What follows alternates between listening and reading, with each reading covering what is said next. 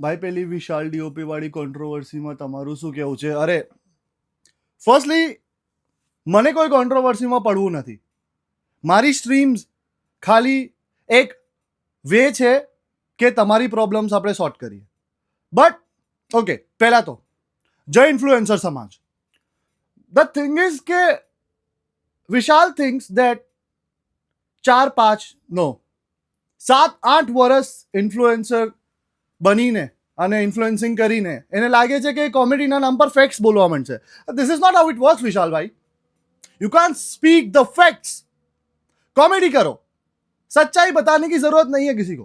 आने वस्तु ने भूली जाओ.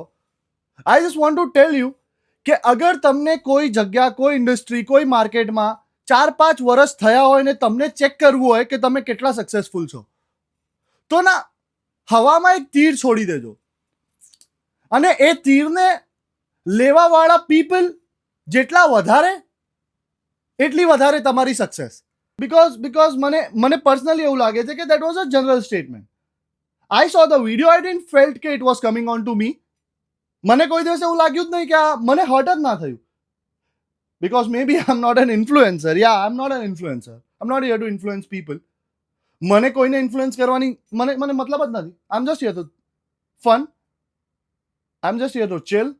That's all I can say.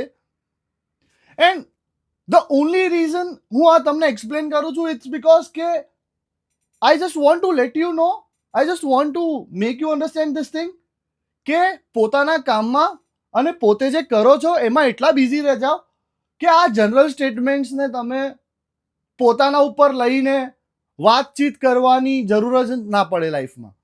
Just fucking go mad, go busy on your own stuff. That's all I can say.